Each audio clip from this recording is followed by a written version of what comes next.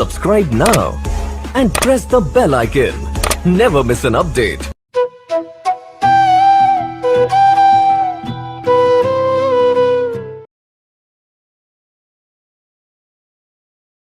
करो भाई, सब लोग वंदना करो गुरु जी।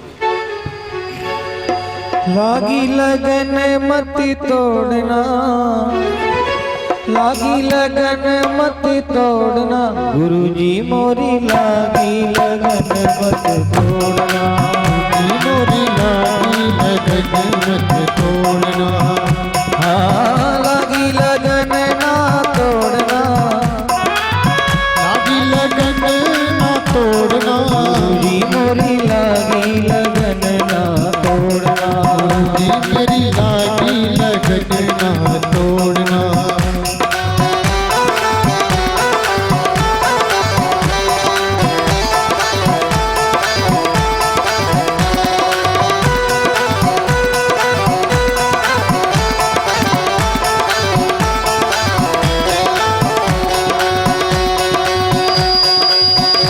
मेरा सेठ है तू ही साहूकार है, मेरा सेठ है तू ही साहूकार है, तू ही मेरा सेठ है तू ही साहूकार है, तू ही मेरा सेठ है तू ही साहूकार है, तू ही मेरा सेठ है तू ही साहूकार है, तू ही मेरा सेठ है तू ही साहूकार है।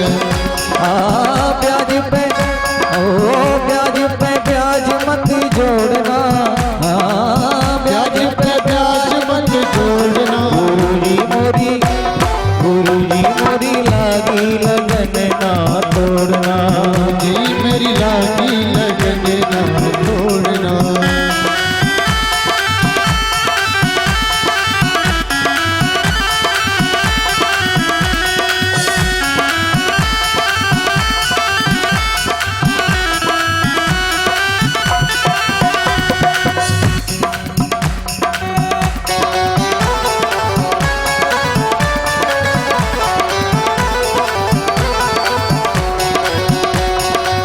खेती बुवाई मैंने तेरे नाम की, खेती बुआई मैंने तेरे नाम की, खेती बुवाई मैंने तेरे नाम की, खेती बुआई मैंने तेरे नाम की, खेती बुवाई मैंने तेरे नाम की, खेती बुआई मैंने तेरे नाम की।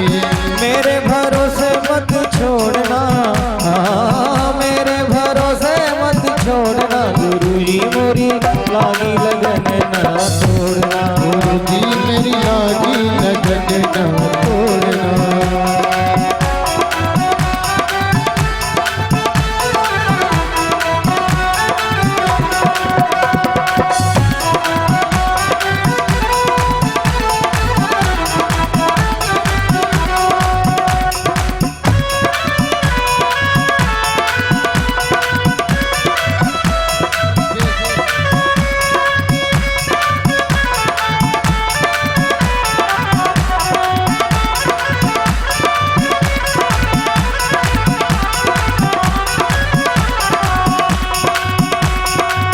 जल है गहरा नाव पुरानी, जल है गहरा नाव पुरानी, जल है गहरा नाव पुरानी, जल है गहरा नाव पुरानी, जल है गहरा नाव पुरानी, जल है गहरा नाव पुरानी। हाथ पकड़ना छोड़ना, हाथ पकड़ना छोड़ना, गुरु जी मेरी लागी लगन मत तोड़ना, गुरु जी मोरी लागी लगन ना तोड़ना, गुरु जी मोरी लागी लगन ना तोड़ना, जी मेरी लागी लगन ना तोड़ना, गुरु जी मोरी लागी लगन ना तोड़ना, जी मेरी लागी लगन ना तोड़ना।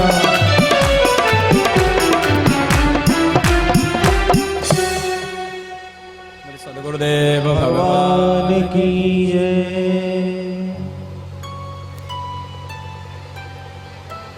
श्री सुखदेव जी महाराज से प्रश्न किया, शौनकादि ऋषियों ने सूत जी से प्रश्न किया।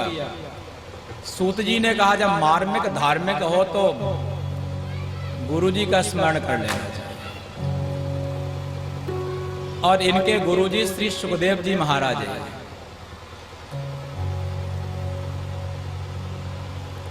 गुरु विद्यालय में बैठ के पढ़ाते हैं, वो तो एक है ही शिक्षा। एक शिक्षा के विषय में अभी आपने पहले सुना, वो क्या है? हृदय आदि कवये मुह्यन्ति अत्सूरया। हृदय से वो शक्तिपात हो जाता है, हृदय से आशीर्वाद दिया जाता है, कल्याण हो गया। ऐसे ही श्री सुखदेव जी महाराज ने सूत जी को कभी ऐसे नहीं पढ़ाया।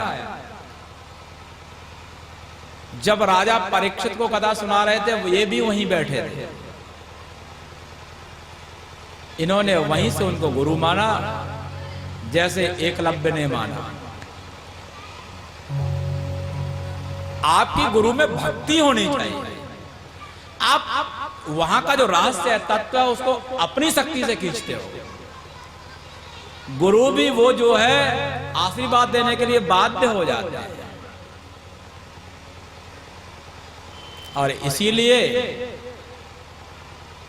एकलव्य को तो द्रोणाचार्य जी ने वहां से हटा दिया था, अस्वीकार कर दिया था। लेकिन उसकी एकांत गुरु भक्ति के सामने एकलव्य को स्वयं उनको शिष्य स्वीकार करना पड़ा। हाँ, तू मेरा ही शिष्य। तो आपके भीतर कितनी सामर्थ्य है, ये आप अपनी सामर्थ्य से, अपनी संकल्प शक्ति से लोग को दिखा सकते हैं। सब काम धन से नहीं होता। आपके भीतर की जो शक्ति है, सामर्थ्य है, जो संकल्प है, वो काम करता है। इसलिए सूत जी ने उन अपने गुरु स्वरूप श्री सुखदेव जी महाराज को प्रणाम किया, जिनकी व्याख्या मैंने पहले मंगलाचरण में की थी। जन्म लेने के बाद में जो चल दिए जंगल की तरफ, और जहां पर इनका जन्म हुआ वो सम्याप्रास वेदव्यास जी का बद्रीनाथ से आगे माणा गांव के पास में उनकी व्यास गुफा है, वहां जन्म। वहां सरस्वती नदी का प्रवाह हो रहा है, वहां जन्म लेकर के सरस्वती नदी के किनारे चल दिए।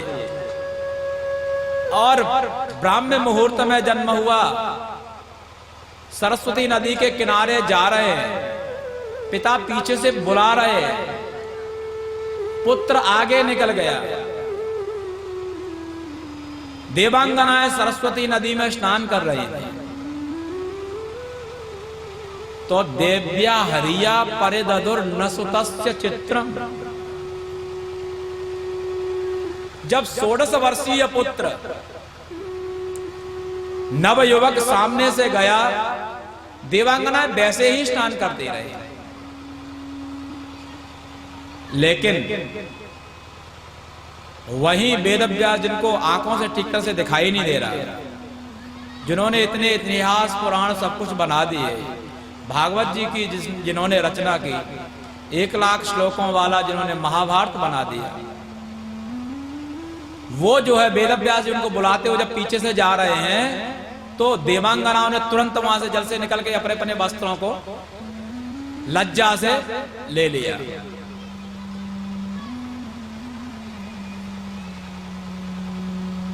अब लोगों ने प्रश्न किया, संवीक्ष पृच्छति मुनौ जगदोस्तवास्ति स्त्री पुंभिदा नतु सुतस्य विवेक दृष्टे। पुत्र तो चला गया, कम से कम ये मेरा एक विशेष अपमान हो गया, इसका तो कम से कम मैं पूछ लूं, इसका तो समाधान कर लूं। तो देवांगनाओं से उन्होंने प्रश्न किया। किसने? वेदव्यास ने। कि देखो, मैंने वेद का विभाजन किया है, पुराणों को मैंने बनाया है, महाभारत को मैंने बनाया है, सारी ज्ञान की शक्ति उसमें मैंने लगा दी है। कितना बड़ा मैं ज्ञानी हूं। भगवान कहते हैं ज्ञानी त्वात्मैव मे मत, ज्ञानी तो मेरी ही आत्मा है, और उसका आप लोग अपमान कर रहे हो।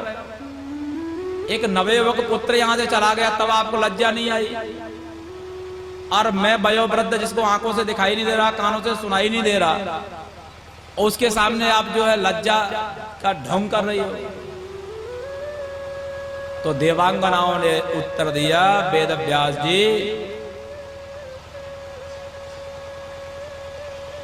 तम वीक्ष पृच्छते मुनौ जगदुः ताः देव्यः जगदुः। वो जो देवांगनाएं वो बोली वेद व्यास जी के पूछने पर, बोले संसार का जो रहस्य है, संसार का जो तत्व है, संसार में स्त्री पुंभिदा, स्त्री और पुरुष का जो भेद है, इसको आप जानते हो, वो नहीं जानते। इस विषय को आप तो जानते हो, लेकिन जो आपका पुत्र गया वो नहीं जानता। ऐसे महामुनि जो चैतन्यैक निष्ठा श्री परमहंसा, एक हंस होता है, एक परमहंस होता है, एक श्री परमहंस होता है। हंस वो है जो दुग्ध जल विभेद निपुणा हंसा, दूध और जल दोनों को मिला और हंस के पास में रखो। वास्तव में शुद्ध जाति का जो हंस है तो दूध को अलग कर देता है और जल को अलग कर देता है, दूध को अलग कर देता है। उसकी चोंच में एक ऐसा विशेष रस है, जैसे ही उस चोंच को उसमें डालता है दुग्ध मिश्रित जल में या जल मिश्रित दुग्ध में, तो चोंच के स्पर्श से दूध अलग हो जाता है और जल अलग हो जाता है, और दूध को वो अपने भीतर समाहित कर लेता है, जल को छोड़ देता है। वैसे वास्तव में एक यहां पर बड़ा शास्त्रीय वचन है, मीनादयोपि जानन्ति नीरक्षीर विवेकिनः प्रसिद्धिरेषा हंसानां यशः पुण्यैरवाप्यते। मछली इत्यादि भी जो जल जंतु हैं, वो भी नीरक्षीर का विवेक है उनमें। वो भी जल में दूध डालो, गंगा में दूध चढ़ाते हैं कि नहीं, तो वो सब भी उसमें से जल नहीं पीती, वो दूध पी लेती है। हंस तो वहां पी नहीं रहे, वही पिएंगे। तो बोले प्रसिद्धि तो हंस की है, बोले यही तो बात है।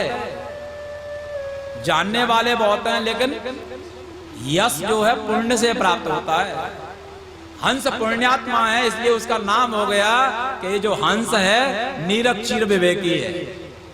वास्तव में हंस ही अकेला नहीं है, और बहुत सारे शास्त्र के सिद्धांत के आधार पर मछली इत्यादि भी उस विषय को जानती हैं। तो ऐसा हंस होता है, और परमहंस उसको कहते हैं चिज्जड़ विभेद निपुणाः परमहंसाः। ज्ञान क्या है और जड़ क्या है, इसका जिन्होंने अपनी कसौटी पर अपने अनुभव के रूप में जिन्होंने जान लिया है, ये परख लिया है, ये मान लिया है कि ये ज्ञान है और ये अज्ञान है, वो परमहंस होते हैं। इसलिए जगत, माया और ईश्वर, इसको जो जान लेता है वही परमहंस होता है। और जब परमहंस हो जाता है तो संसार से वो अपने आप को अलग कर लेता है, जिधर सार है उधर चला जाता है। जब तक आपको पता नहीं, तब भूसा मिश्रित अन्न को खा रहे थे, पता लगा नहीं ये तो हमारे लिए हानिकारक है, तो भूसा हटाया, अन्न का ग्रहण करने लगे।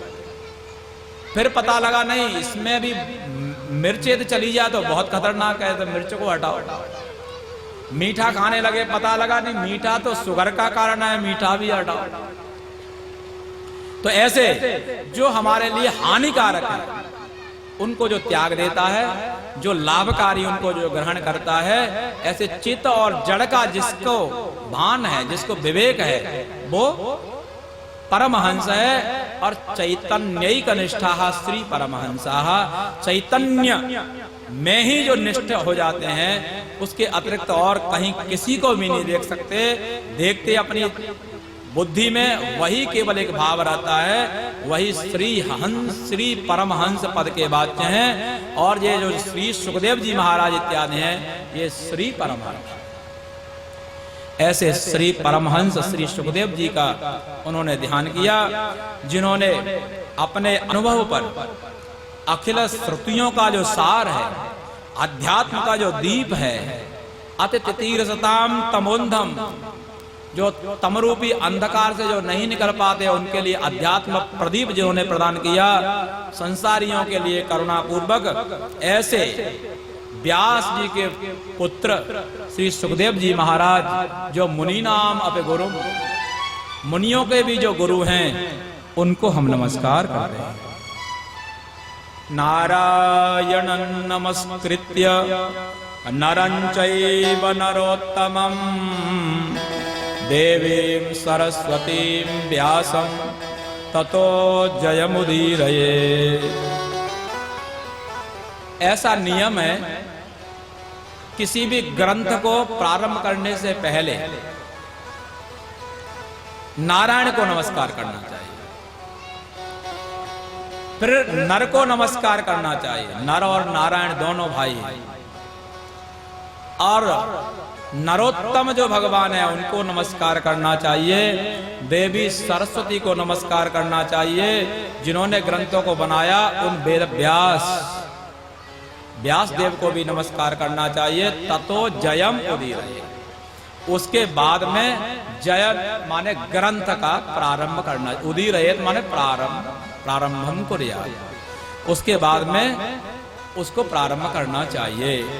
तो देखिए, जय नाम का एक विशेष ग्रंथ को भी मानते हैं, जो कि महाभारत का संक्षेप रूप कुछ लोग कहते हैं, कुछ लोग कहते हैं नहीं, पुराण विद्या संपूर्ण जय शब्द वाच्य है। और पुराण विद्या को प्रारंभ करने से पहले इस जो है मंगलाचरण को करना चाहिए। और ये बहुत सरल है, इसको भी यदि आप अपने जीवन में धारण कर लोगे, कल जो आया था ना श्लोकार्धम श्लोकपादम, तो और कुछ नहीं हो तो नारायणं नमस्कृत्य नरं चैव नरोत्तमं देवीं सरस्वतीं व्यासं ततो जयमुदीरयेत्, इसको भी याद कर सकते हैं। और बहुत सारे छोटे छोटे अत्यंत सरल भागवत के श्लोक हैं, उनको भी आप अपने जीवन में उतार सकते हैं। सबई पुंसाम परो धर्मो यतो भक्तिरधोक्षजे अहैतुक्य प्रतिहता ययात्मा संप्रसीदति। वास्तव में आत्मा कैसे प्रसन्न हो, ये प्रश्न था। तो उसके उत्तर में सूत जी महाराज कहते हैं, सबई पुंसाम परो धर्मो यतः भक्तिरधोक्षजे।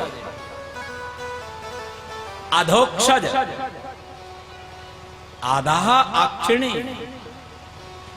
जो नेत्रों से नहीं देखा जा सकता, अनुभव किया जा सकता है। इंद्रियातीत जो है, उस अधोक्षज भगवान का जो स्वरूप है, जो उसकी लीला है, जो उसका विषय है, उस परब्रह्म परमात्मा में जो अलौकिक है, जो इंद्रियातीत है, उसमें अहेतुकी अप्रतिहत गति वाली भक्ति हो जाए, यही सबसे बड़ा पुंसाम एकांततः श्रेयः। जो पहला प्रश्न था कि पुंसाम एकांत श्रेय तन्ना संसितो मरहसी, जो पुरुषों का एकांत श्रेय है वो हमसे कहिए। तो सूत जी महाराज एक शब्द में कहते हैं, सवै पुंसाम परो धर्म यतः भक्ति रधोक्षजे अहैतुक्य प्रतिहतः ययात्मा संप्रसीदते। वही आपका परम धर्म है जिसके माध्यम से, जिसको करने माध्यम से, जिस कर्म को करने के माध्यम से भगवान जो निंद्रियातीत हैं उनमें रति भक्ति प्रीति हो जाए, और ऐसी हो जाए कि अव्याहत गति से हो। ऐसा नहीं आज तो होगी, भागवत सुनी होगी, उसके बाद में नहीं। अहैतुकी भक्ति हो, अहैतुकी, कुछ हम भगवान की कथा करेंगे तो हमें ऐसा हो जाए, ऐसा नहीं। सत्यनारायण भगवान की कथा में सुनते हैं, हमारे भी घर यदि कोई संतति होगी तो हम भी करेंगे, वो सकामा भक्ति है। लेकिन भागवत में कहा निष्कामा भक्ति। कोई कामना यदि रह गई और आपके पाप के कारण, आपके पूर्व जन्म के संचित कुछ दुष्कर्मों के कारण वो नहीं पूरी हो पाई, तो आप क्या कहोगे, भगवान तो सुनने वाला है नहीं, सुना नहीं है ना, तो स्वार्थ हो जाएगा। इसलिए निस्वार्थ भक्ति करो और अव्याहत तैल धारावत अवच्छिन्न भक्ति होनी चाहिए। तेल की धारा गिरा करके दे तो कभी टूटती नहीं, सीधी चलती है, ऐसी भक्ति हो। भागवत जब तक सुनी तब तक तो बढ़िया है, उसके बाद में फिर वही, क्यों जी, सही है कि नहीं? अब नहीं है ना, अब तक खाई सो खाई, लेकिन आगे तब तो ठीक है। भागवत सुनी तब तक तो है, लेकिन उसके बाद में फिर है तो ठीक नहीं, फिर वो एकांत श्रेय नहीं है। एकांत श्रेय तो ये है कि भगवान में अव्याहत गति से वह हमारी भक्ति हो जाए, जो सदा सदा के लिए बनी रहे, उसी से आत्मा प्रसन्न हो सकती है। आप सबको सुखी देखना चाहते हो ना, तब आप प्रसन्न हो गए, तो आप ऐसा करना शुरू कर दो, वो अपने आप हो जाएगा। आप बहुत सारा परिश्रम करोगे, पैसा कमाओगे, लेकिन फिर भी कभी उसकी पूर्ति नहीं हो सकती। लेकिन जब आप ऐसा करना शुरू कर दोगे तो वो जो ऑटोमेटिकली आप चाहते हो वो होना प्रारंभ हो जाएगा। इसलिए यह सबसे बड़ा एकांत श्रेय पुरुषों का बतलाया गया। तस्मादेके न मनसा भगवान सात्वतां पतिः श्रोतव्यः कीर्तितव्यश्च ध्येयः पूज्यश्च नित्यदा। सर्वस्मिन् काले दा, इसलिए एक मन से, एकेन मनसा, है ना, एकांत भाव से, अनन्यता से, वह जो सात्वताम पति हैं, सात्वत माने भक्त, भक्तों के जो पति भगवान हैं, उन्हीं को श्रोतव्य, उनको ही सुनना चाहिए, उनका ही कीर्तन करना चाहिए, कीर्तितव्यश्च, उन्हीं का ध्यान करना चाहिए, उन्हीं का पूजन करना चाहिए, और ये नित्यदा, हर दिन करना चाहिए। एक दिन से काम होता नहीं। शृण्वतां स्वकथां कृष्णः पुण्य श्रवण कीर्तनः हृद्यन्तस्तो ह्यवद्राणे विधुनोति स्वहृत्सताम्। भगवान की कथा जब भक्त लोग सुनते हैं तो उन सुनते हुए भगवान की कथाओं के सुनने वाले जो भक्त हैं, तो पुण्य श्रवण कीर्तन जो भगवान का नाम है, वह पुण्य श्रवण कीर्तन भगवान श्री कृष्णचंद्र हृदयन्तस्थः अभद्राणे, उन भक्तों के हृदय में स्थित जो अभद्र हैं, जो पाप ताप संताप हैं, जो दुष्कृत हैं, उन सारे दुष्कृतों को विधुनोति सुहृत्सता, उनको एकदम धुन डालते हैं, है ना। जब ज्यादा हो जाता तो क्या कहते हैं, एकदम धुन डाल, है ना। धुनना किसके साथ में प्रयोग होता है, रुई के साथ, है ना। तो रुई की धुनाई देखी है कि नहीं देखी है, ऐसे ही भगवान उन जो भक्तों के भीतर सुहृद सखा जो हैं, उन अपने भक्तों के हृदय में रहने वाले जो पाप ताप हैं उनको एकदम धुन देते हैं पूरा। नष्ट प्रायेषु भद्रेषु नित्यं भागवत सेवया भगवत्युत्तम श्लोके भक्तिर्भवति नैष्टिकी। जब भीतर के पाप नष्ट हो जाते हैं, धुन जाते हैं पूरे, तो नित्य भागवत की सेवा अर्थात भगवत भक्तों की सेवा और भागवत का श्रवण करते रहते हैं, तो भगवत उत्तम श्लोके भक्तिर्भवति। उत्तम श्लोक जो भगवान है, उत्तम श्लोक माने कीर्ति, जिनकी उत्तम कीर्ति है, ऐसे उत्तम श्लोक उन भगवान में भक्ति हो जाती है। वो कैसी है? नैष्टिकी भक्ति हो जाती है, निष्ठा वाली भक्ति हो जाती है। वो फिर कभी जाती नहीं है ना।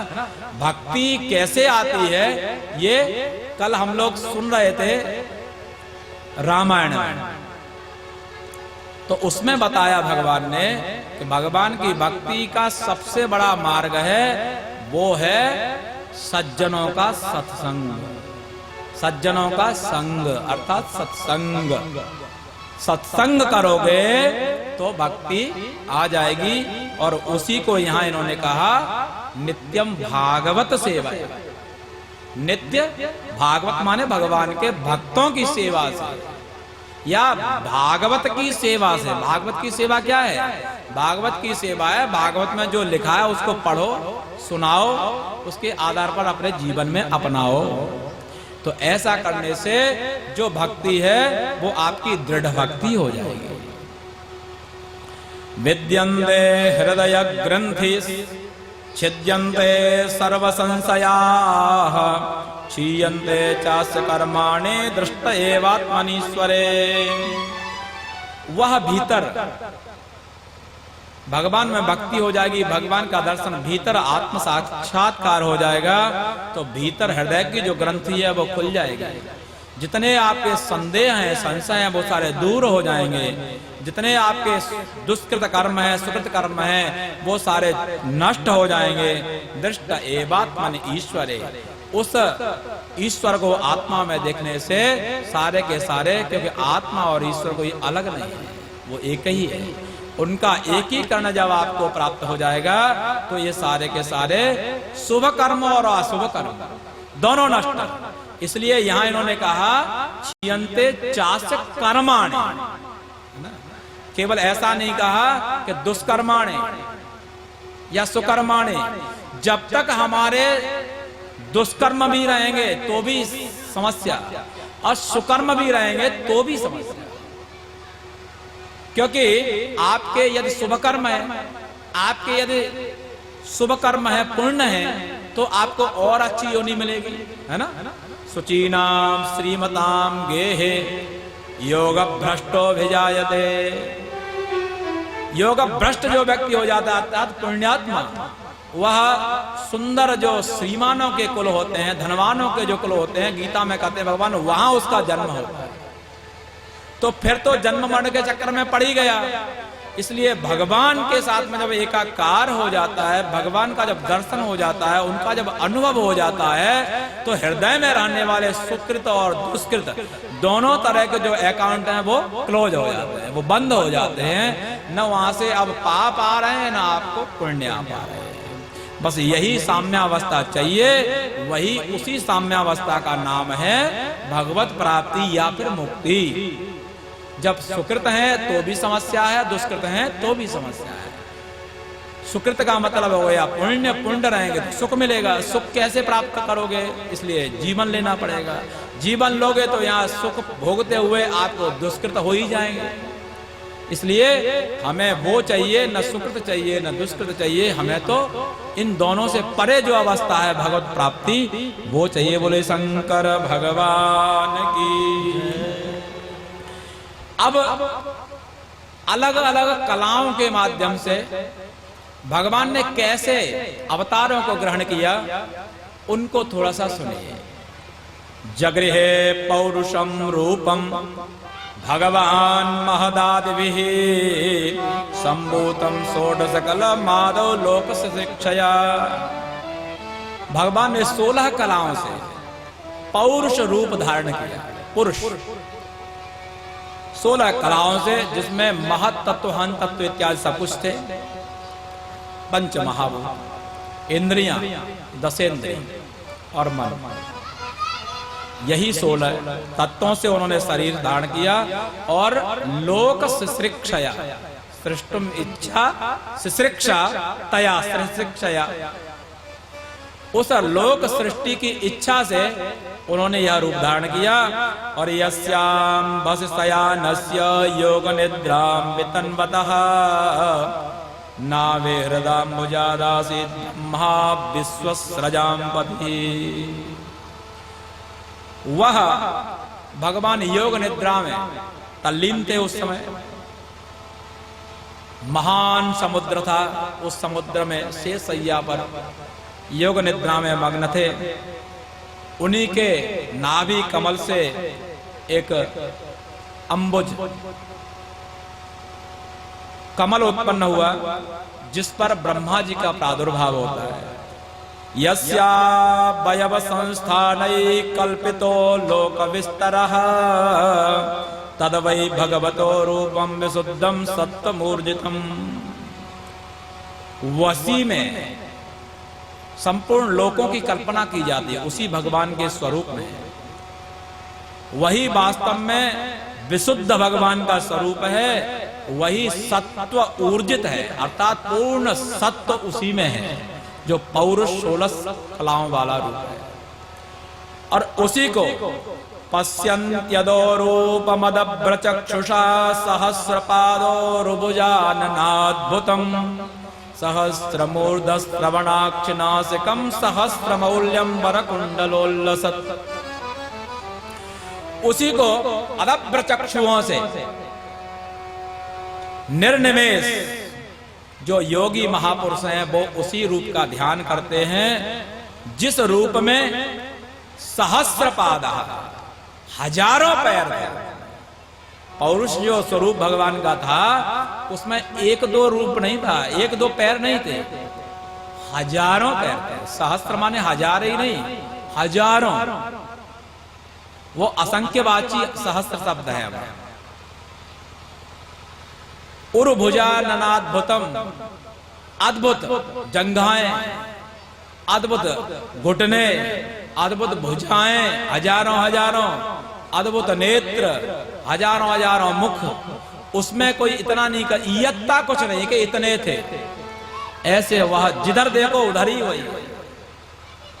सहस्रमूर्धश्रवणाक्षनासिकं सहस्रमौल्यं वरकुंडलोल्लसत्। सहस्त्र तरह की मालाएं, सहस्त्र तरह के, सहस्रों हजारों हजारों तरह के अंबर वस्त्र, कुंडल इत्यादि उसमें सुसज्जित हो रहे थे, सुशोभित हो रहे थे।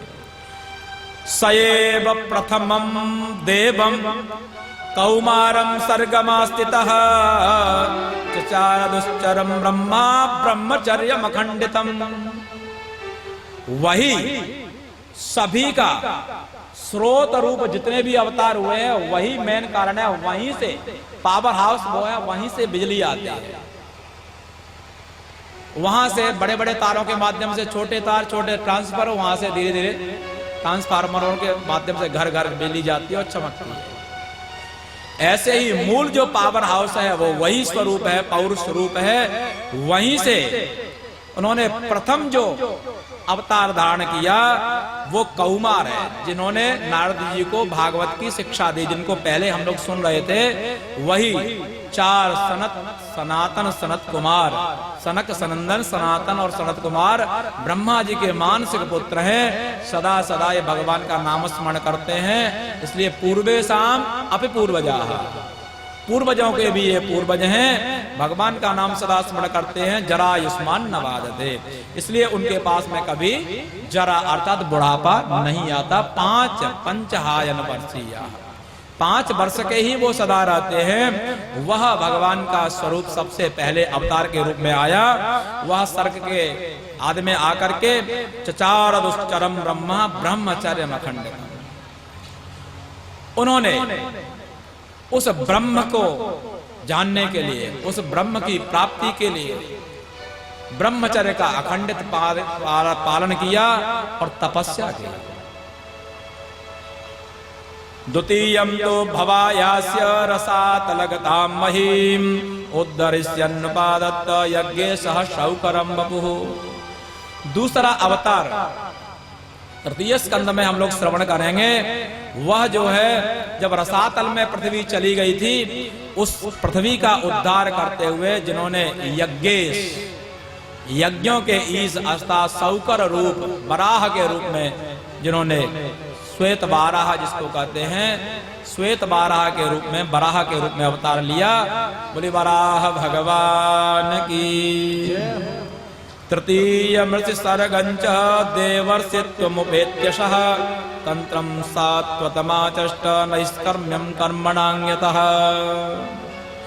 तृतीय जो भगवान का उसी से, उस पौरुष रूप से ही कुछ शक्ति लेकर के, कुछ कलाएं लेकर के देवर्षि के रूप में अवतार होता है, जिन्होंने उस रूप में आकर के सात्वत जो ग्रंथ है, भक्तों का जहां वर्णन है, भक्तों की लीलाओं का जहां वर्णन है, भगवान का भक्तों का उद्धार का जहां प्रसंग है, ऐसे नारद पांचरात्र का, तंत्र का मतलब है नारद पांचरात्र जो ग्रंथ है, उस ग्रंथ का उन्होंने प्रचार और प्रसार भक्तों को उसका ज्ञान कराया।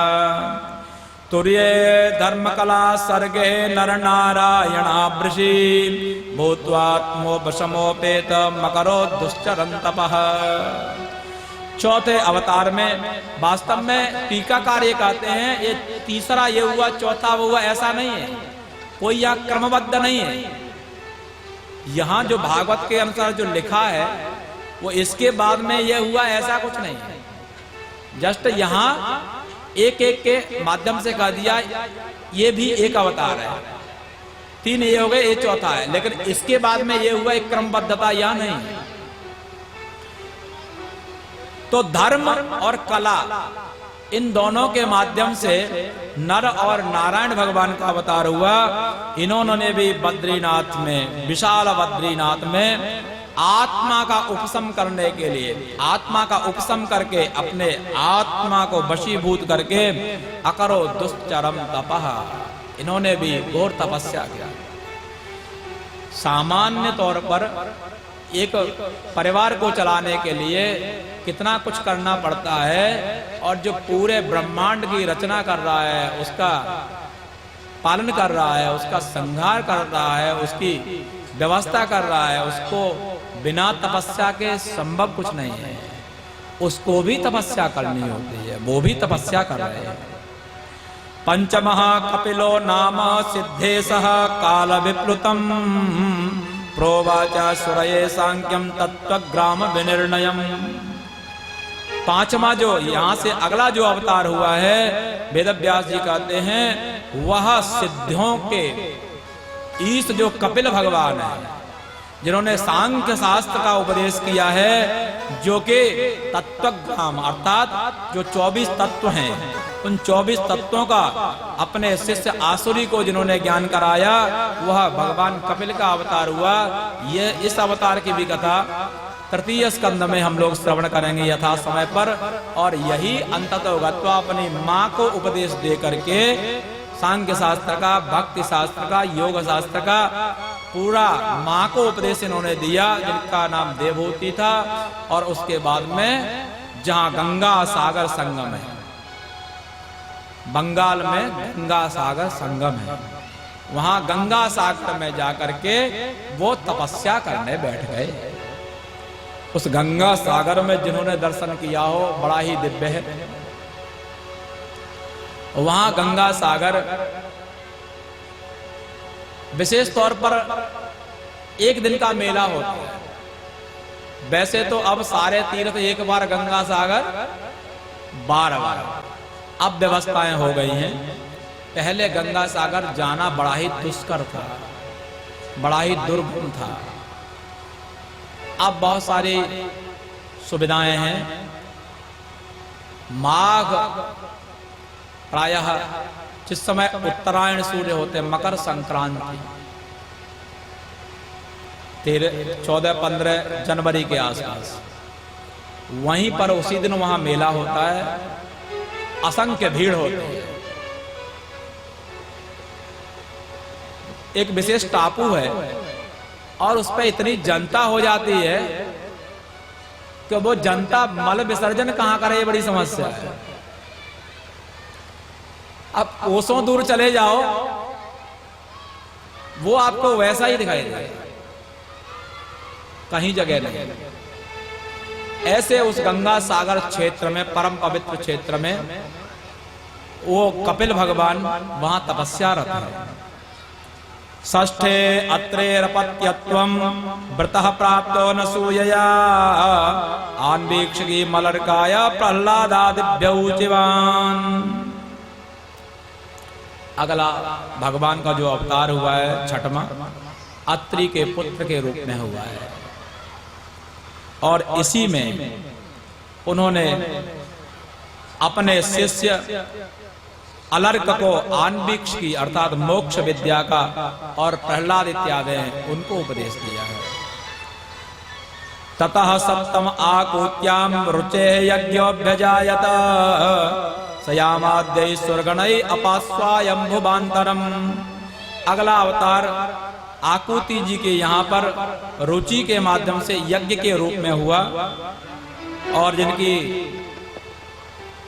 धर्मपत्नी के रूप में दक्षिणा थी, उन्होंने याम इत्यादि के माध्यम से देवताओं को और स्वयंभू मनु का पालन किया।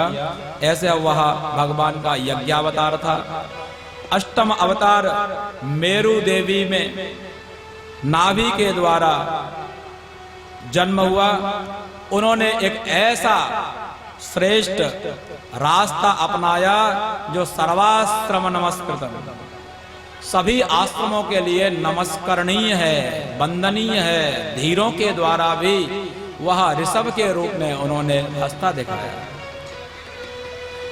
ऋषभिर्याचितो भेदे नवमं पार्थिवं वपुः दुग्धे मामोषधीर विप्रा तेनायं सह उषत्तमः। अगला अवतार भगवान का राजा के रूप में हुआ, अर्थात पृथु महाराज हुए। जो पृथ्वी, जो भी कुछ बोया जाता था, उर्वरा शक्ति को जिसने अपने वशीभूत कर लिया था, उससे समस्त औषधियों को दोहन किया और पूरे उस पृथ्वी का पालन उन्होंने किया। एक राजा के रूप में वह भगवान पृथु का अवतार है। आगे मत्स्यावतार भगवान ने लिया। मत्स्यावतार में राजा को चाक्षुष मनवंतर है, उस मनवंतर में उन्होंने उदधि का जब उपप्लव हो रहा था, उस समय उन्होंने मत्स्यावतार लिया और राजा को उपदेश उन्होंने दे करके अपने सींग में ही नौका को बांध लिया। राजा को उसमें बिठाया, समस्त औषधियों के बीजों को उस पर स्थापित किया और पूरी प्रलय के समय तक अपने सींग में बांधकर उस नौका को घुमाते रहे। ऐसा वह सुंदर मत्स्यावतार भगवान का है। सुरासुराणाम उदतिम मतनताम मंदराचलम ददने कमल रूपेण पृष्ठ एकादशे विभु। जब मंदराचल नीचे जा रहा था समुद्र के मंथन के समय, उस समय भगवान ने उसके नीचे मंदराचल पर्वत को रोकने के लिए, जिससे कि ढंग से मंथन हो सके, इसलिए उन्होंने कमठ अर्थात कच्छप अवतार रूप लिया। बोले कच्छप भगवान की। और अगला अवतार जो है धन्वंतरी का हुआ, जो कि समुद्र मंथन के समय ही अमृत का कलश लेकर के निकले, जिन्होंने आयुर्वेद का प्रवर्तन करके सबको जीवन दान दिया, सभी के जो रोग और व्याधियां हैं उनको नष्ट किया। अगला जो है नरसिंह भगवान का अवतार हुआ, जिन्होंने प्रहलाद के पिता हिरण्यकशिपु का संहार करके अपने भक्त प्रहलाद की रक्षा की। 15वां अवतार वामना अवतार हुआ, जिसमें बलि का छल करके अपने ही बड़े भाई इंद्र को त्रैलोक्य राज्य प्रदान किया। ये सारी कथाएं यहाँ संक्षेप से अवतार कथाएं, आगे वर्णन आप लोग विस्तार से समझेंगे सुनेंगे समय पर। परशुराम अवतार हुआ, परशुराम के अवतार में क्षत्रियों का संहार किया। अब आप कहोगे ऐसे लोगों की कथा यहाँ क्यों करे, तो हमारे ही जो है परिवार का इन्होंने नष्टीकरण किया। वास्तव में ऐसे क्षत्रियों का संहार किया जो कि अत्यंत अधार्मिक थे, जो ब्रह्मद्रोही थे। यहां साफ लिखा हुआ है, जो कि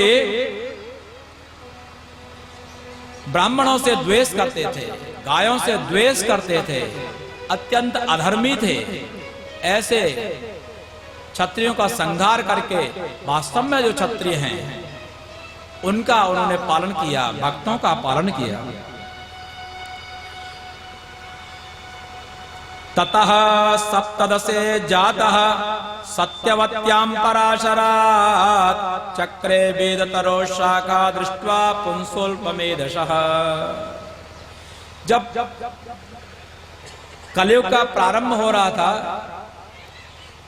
और द्वापर का अंत था, उस समय मनुष्यों को देखा अल्प बुद्धि वाले हो गए, तो जिन्होंने वेद की शाखाएं की, ऐसे वेदव्यास के रूप में भगवान ने अवतार लिया। नरदेव त्वमापन्नः सुरकार्य चिकीर्षया समुद्र निग्रहादीनि चक्रे वीर्याण्यतः परम। और नरदेव के रूप में पुनः भगवान श्री रामचंद्र के रूप में आए और एक मानव जाति का जो कलंक जिसको कहा जाए, उस रावण का, ब्राह्मण जरूर था, वेदज्ञ जरूर था, लेकिन आचरण से अत्यंत अधम था, ऐसे उसका तो संहार किया ही, जो अतिमर्त्या ने, जो मानव लोगों के द्वारा संभव नहीं है। ऐसे समुद्र निग्रहादीनि, समुद्र पर भी जिन्होंने सेतु बंद अर्थात पुल बांध दिया, ऐसा वह भगवान श्री रामचंद्र का अवतार भगवान का हुआ। और एकोनविंशे विंशति में 19वां और 20वां जो भगवान का अवतार है वो वृष्णि वंश में ही हुआ है, राम और कृष्ण के रूप में, जिन्होंने भुवः भारम अहरत, इस पृथ्वी का भार कंसाद जो दंतवक्त्र चाणूर इत्यादि खूंखार उस समय जो अधार्मिक राजा थे, उनका संहार करके भक्तों की रक्षा की। और अगला, जब बहुत ज्यादा अधर्म बढ़ जाएगा तो आगे जब ये लिखा गया था उस समय वो नहीं हुआ था, अब हो चुका है। बुद्धो नामना जनिसुतः कीकटेषु भविष्यति। कीकट देश में बुद्ध भगवान का अवतार होगा। बहुत ज्यादा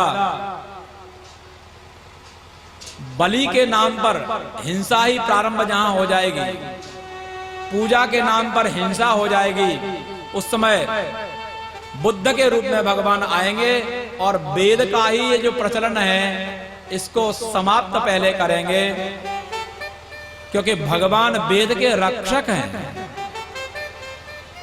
वेद के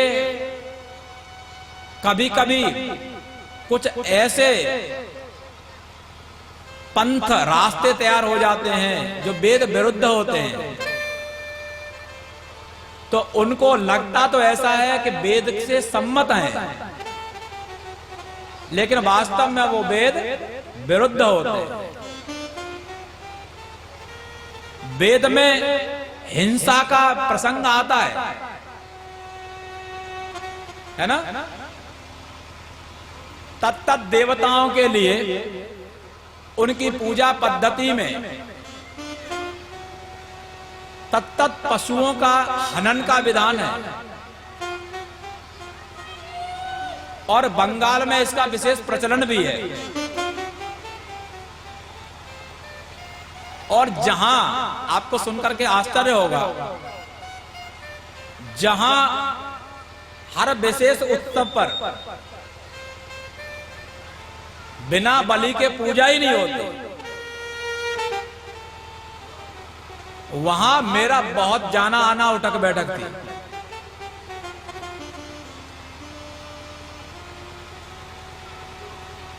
पूजा करते हैं, बहुत तरह के प्रश्नोत्तर होते थे। बंगाल के सभी पेपरों में, हिंदी पेपर, फिर मैंने उनका एक तरफ से खंडन प्रारंभ किया। हर रविवार को विशेष तौर पर आता था, हर दिन अलग आता था। बहुत सारे वहां के पेपरों में लिखा बलि पर विचार, बलि हमें करनी चाहिए या नहीं, बलि कहां से प्रारंभ हुई, बलि का विधान, बलि का निषेध, वो बहुत ही लंबा एक पुस्तकाकार उनको दिया गया। तो कहने का मतलब ये है कि भगवान वेद विरुद्ध जब कार्य होता है तो उसके लिए वो अपना अवतार भी लें तो वो लेते हैं। उनकी पूजा ना हो तो बड़ी बात नहीं। इसलिए वेद में चूंकि उस बलि का विधान है, लेकिन उस बलि के विधान को लोगों ने अपनी, जब जिह्वा के लौल्य के कारण, जिह्वा की लौल्यता के कारण क्या हुआ कि जब देखो तभी जो है पकड़े बैठे हैं। किसी विशेष अनुष्ठान पर, किसी विशेष कामना से, किसी विशेष स्थान पर, किसी विशेष देवता के लिए, किसी विशेष पशु का उत्सर्जन तो संभव है, लेकिन आज कलिकाल में न वैसा पशु मिलेगा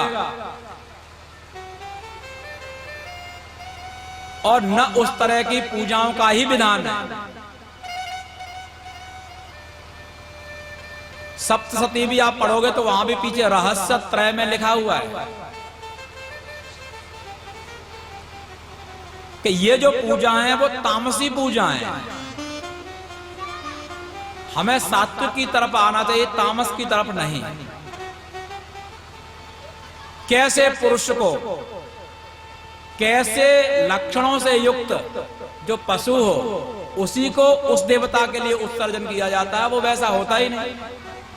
तो इसलिए उन सबको तिरस्कार करने के लिए, उन मार्गों को हटाने के लिए भगवान ने बुद्ध के रूप में अवतार लिया।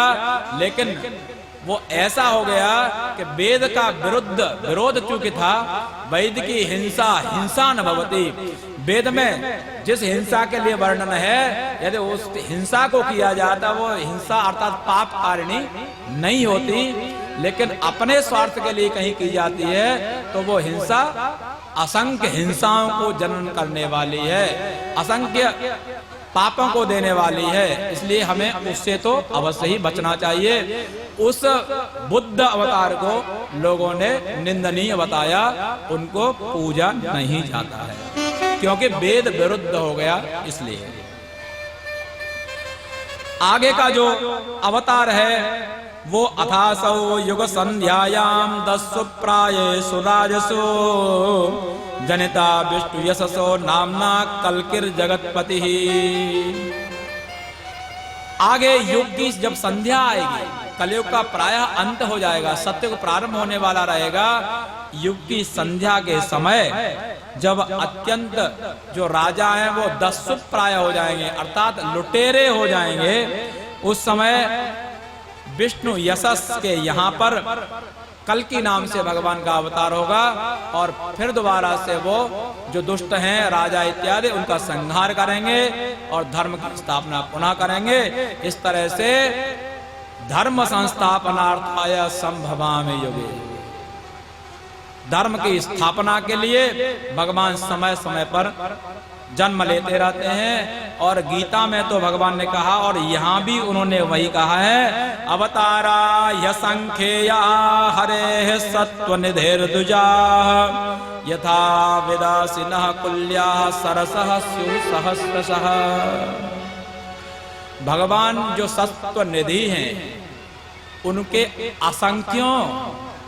असंख्यों अवतार है, उनकी संख्या नहीं की जा सकती। जैसे कि बड़ी नहर हजारा निकल रही है और उस नहर से छोटी छोटी नहरें और उसमें से छोटे छोटे कुलावे, उसमें से छोटे छोटे और नाले असंख्य हो जाते हैं। ऐसे ही भगवान के जो अवतार हैं धर्म की रक्षा के लिए अनेकानेक होते रहते हैं, इसमें कोई संदेह नहीं है। यद्यद्विभूति मत्सत्वं श्रीमदूर्जितमेव वा तत्तदेवावगच्छत्वं मत्तेजोंश संभवम्।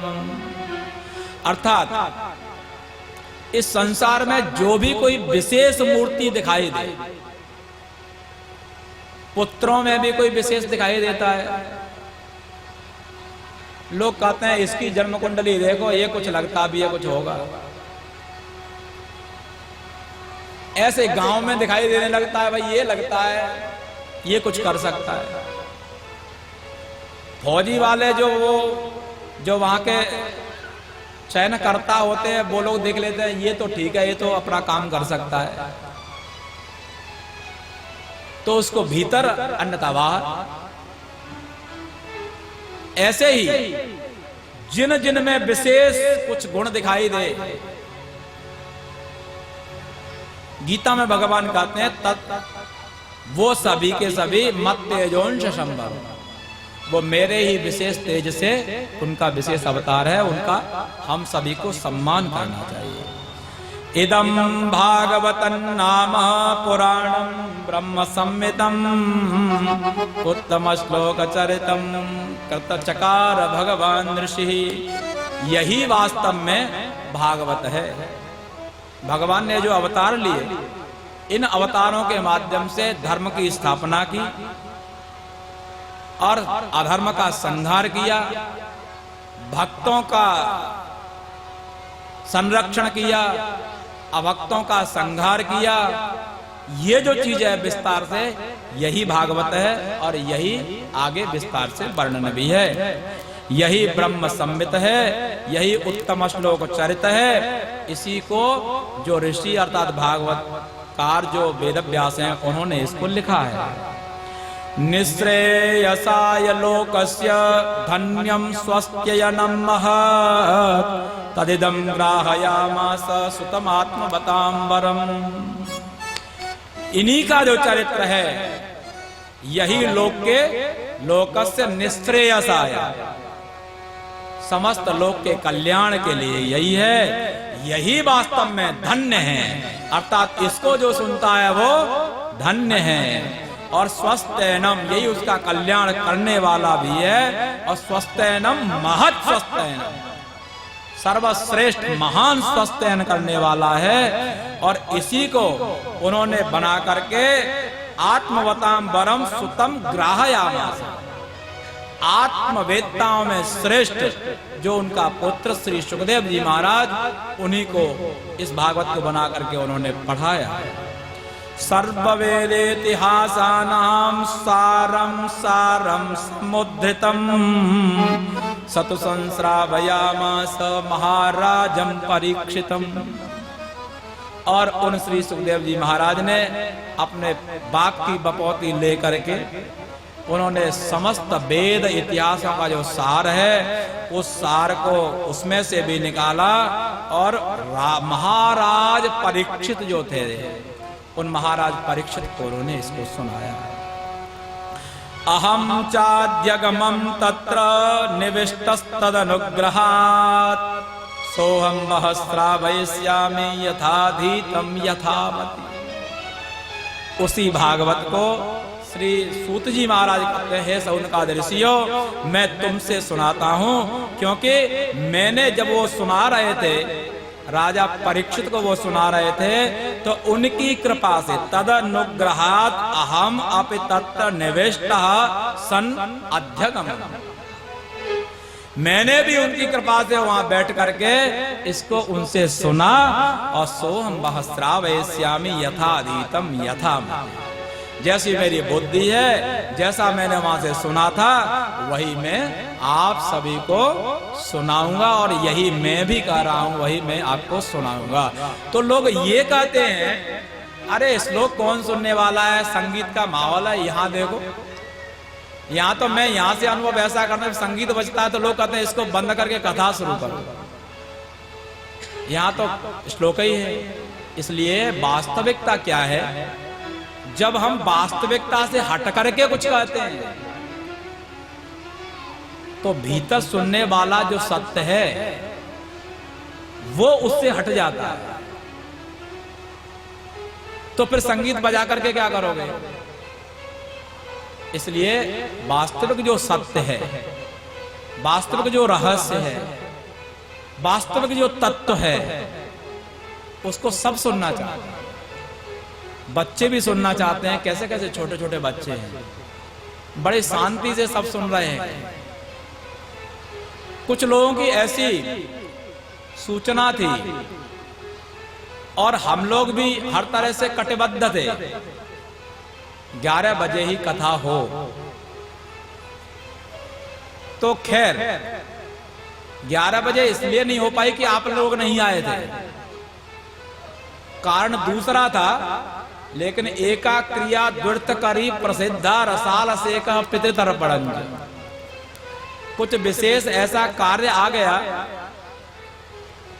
जिसको छोड़ना संभव नहीं था। लेकिन उस कार्य के चलते आप लोगों की भी परीक्षा हो गई कि आप लोग जब आरती शुरू हो तभी चलें। तो आप लोग आ जाओ, समय से आ जाओ, क्योंकि यहां से समय से छोड़ना भी एक विशेष लोगों का भी आग्रह है और एक दायित्व भी है। समय से सब लोग घर में पहुंचे, समय से सब लोग अपना कार्य कर सकें।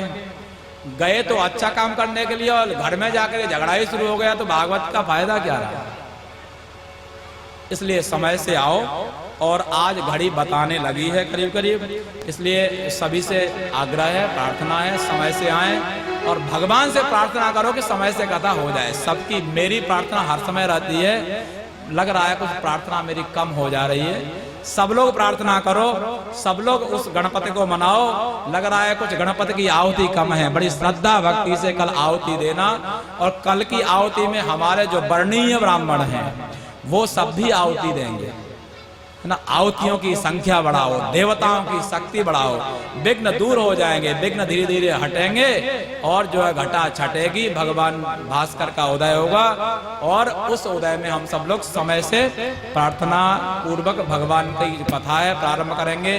कथा 11 बजे से ही है, कथा का समय पूर्ण का 4:30 बजे ही है, वही रहेगा। इसी का समय का ध्यान रखते हुए सब लोग अवश्य ही समय पर आएंगे।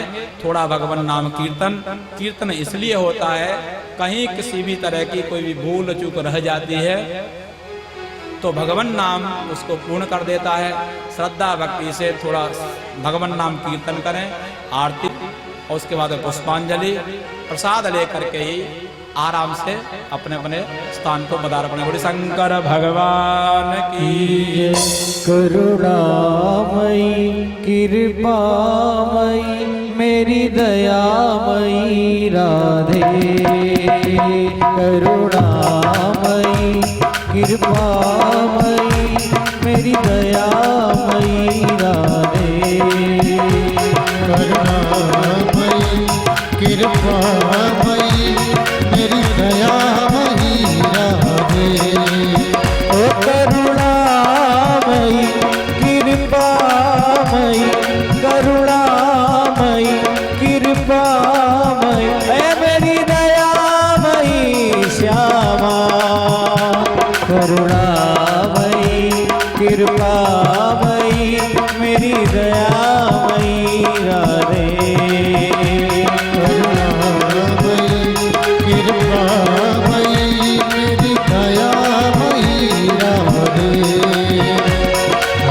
उठा कर कहते हैं हम हो गए राधा रानी के, उठा कर कहते हैं हम हो गए राधा रानी के। हम हाथ उठाकर कहते हैं हम हो गए राधा रानी के।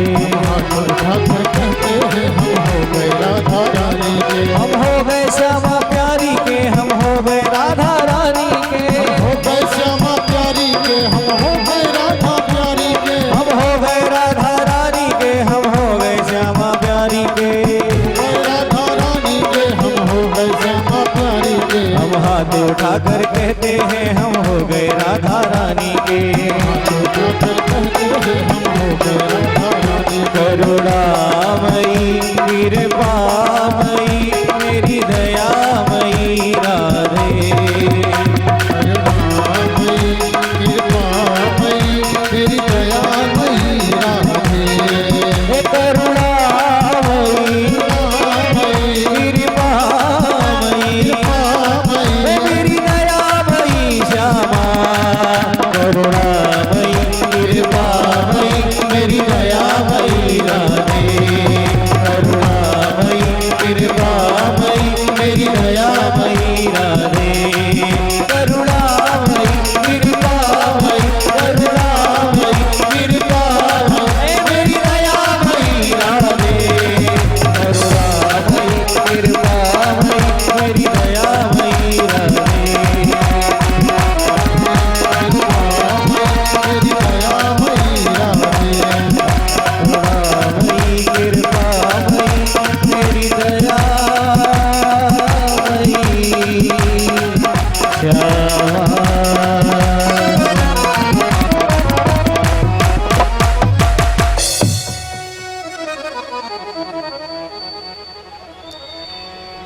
वन पुराण की आरती के पास वन पुराण की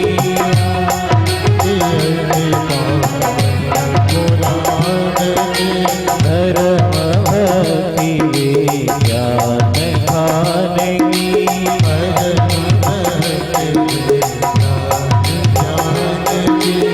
महापुराण भागवत निर्मल महापुराण सुख मुख विगलित निगम कल्प फल।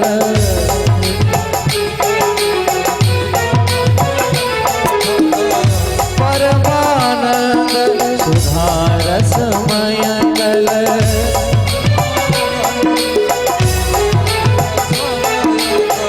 लीला रते रस रस निधान की आरती के पावन पुराण की धर्म भक्ति में ज्ञान खान की।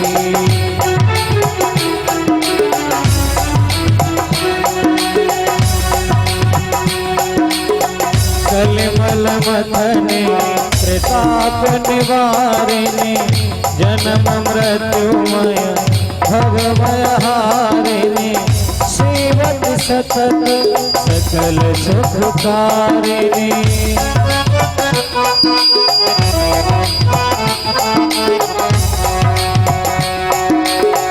सुबयो सदे हरि चरित गान की आरती अति पावन पुराण की।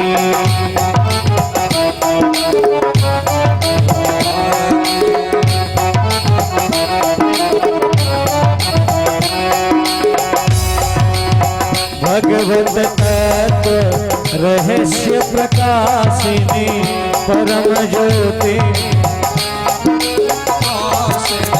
परमहंस मुनि मनोल्लासिनी रसिक हृदय रस राज विलासिनी भक्ति मुक्ति रति प्रेम सुदासिनी।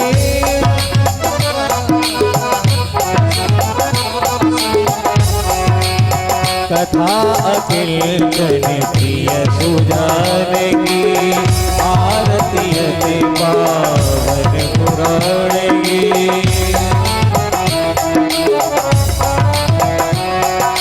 आरती अति पावन पुराण की धर्म भक्ति विज्ञान गान की। कर्पूर गौरम करुणावतारम संसारे सारम भुजगेन्द्रहारम सदा वसंतम हृदयारविंदे नमो भवानी वेदं नमामि त्वमेव माता पिता त्वमेव वन्दे सदा त्वमेव वेद्या प्रभुं त्वमेव सर्वं देव भारती के पावन पुराण की धर्म भाग्य विज्ञान खान की धर्म भाग्य विज्ञान खान की धर्म भाग्य विज्ञान